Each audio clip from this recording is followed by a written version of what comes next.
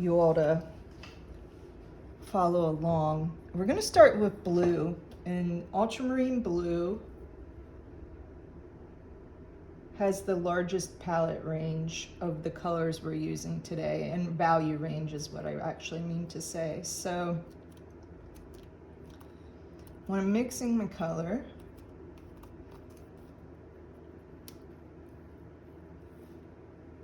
I'm going to start with blue on one side. This is very similar to what we did the last time with the black mixture that we made going to white. We're just switching this over from ultramarine blue to white now.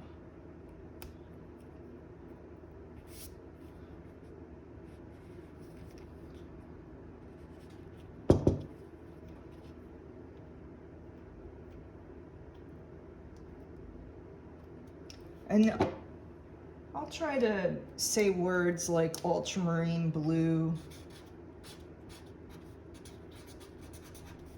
and what the specific colors are over and over again, and sometimes I'll just shorten it to blue. You can do this exercise with cerulean blue, phthalo blue, Prussian blue. I recommend titanium white versus zinc white because titanium white is more opaque. We won't really talk titanium. I have to phonetically pronounce some of these in order to get them out.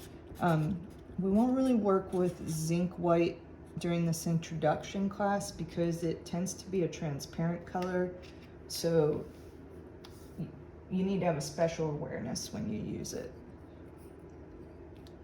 So you can see this is the very light value. The blue comes across as a very dark value. My skin tone is somewhere in the center.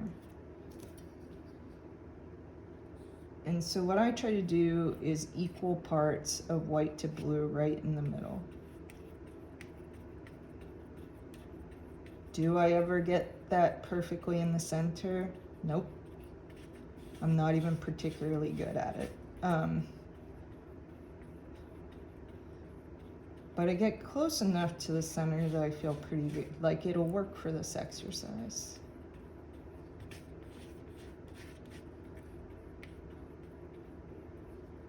And so while you're doing palette mixing, I really encourage you to clean your palette knife off constantly in between.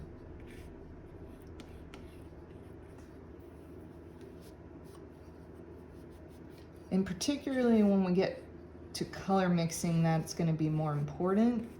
Right now everything is very simplified. I'm pulling a little bit of this middle mixture towards the white paint.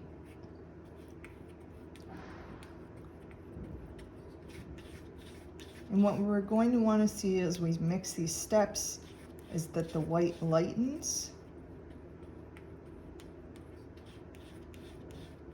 or the white lightens the blue.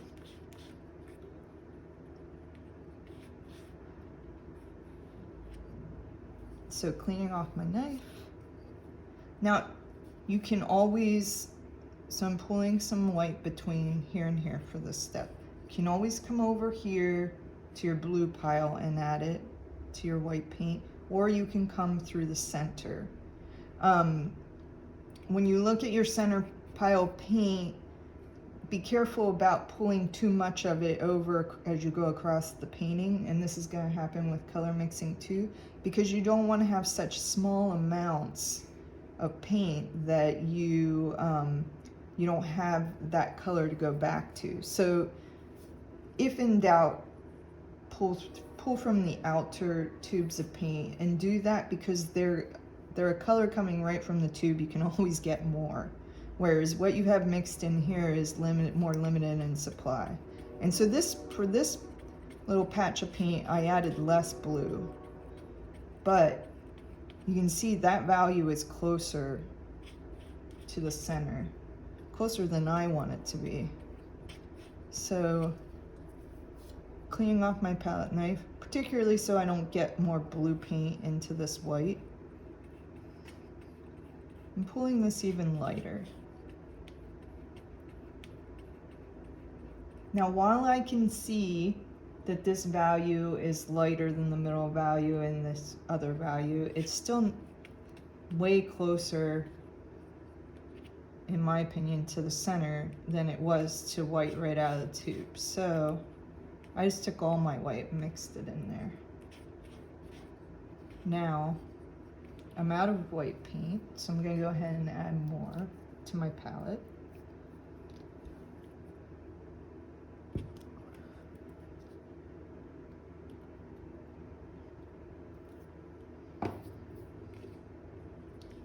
There's a couple ways I can go, a couple choices I can make at this point.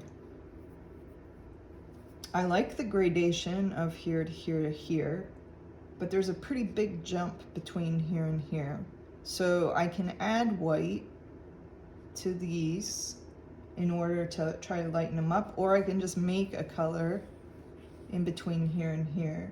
My standard is to try to think of 5 steps between my dark to light. It's just like, kind of keeps things in control, so I'm not doing like 10 colors in between, which becomes very tedious. But I think for today we'll just add another value. So we'll have 6 in between instead of 5. And this almost white value can be particularly important when you're painting, especially if you're painting a lighter object, or you're painting a sky with clouds in it. You want to have these ranges. So this is your middle value to light, and then I'm going to come over here and work. I'm going to give myself some extra room too.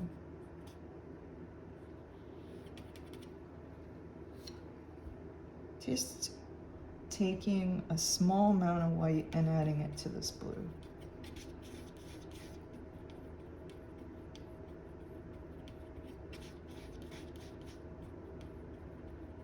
Now, I think that one belongs over here. And I'm even going to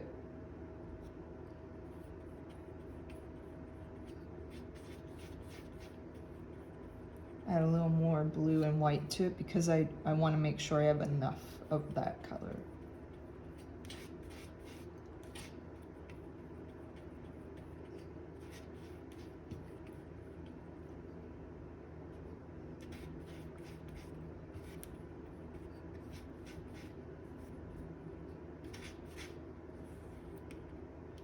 The most important part of this exercise is that you get a gradation between the colors.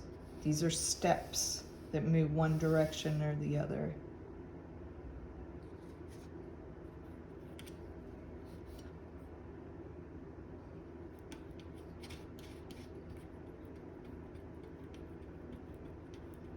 It's 10:49. So when I'm looking across, you know, to kind of check, am I ready to start painting now? Am I done with my mixing process? What I see is that these two values are very close together. I can see a jump from here to here. I definitely see a jump from here to here, and I can see differences between each of these. Over here, these are so close. That just indicates to me that I could add more blue to this outer color.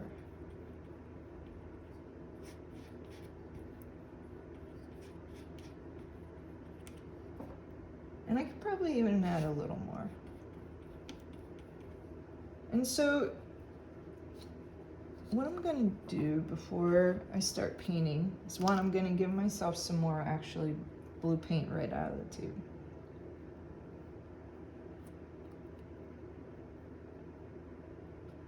I'm going to push this one just a little darker.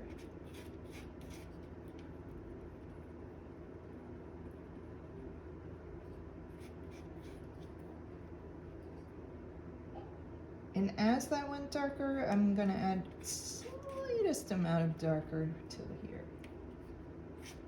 if I'm sitting on my own and painting, do I mix to that level of, you know, am I that particular with my color mixing? Absolutely not.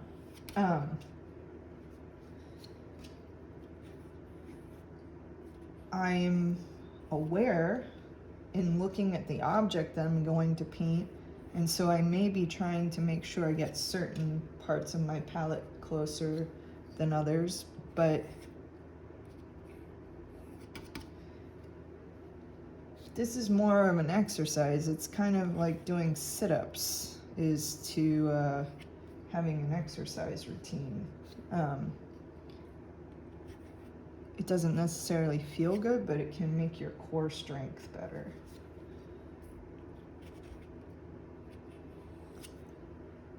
And I don't do sit-ups either, by the way, so. I probably should, at least here and there. I kind of moved these down so that you could see them in relation to each other without the actual mixing that's stuck to the palette. And now I'm just gonna give this a little spritz so it doesn't dry up on me while I'm painting. And this is called Monochromatic palette.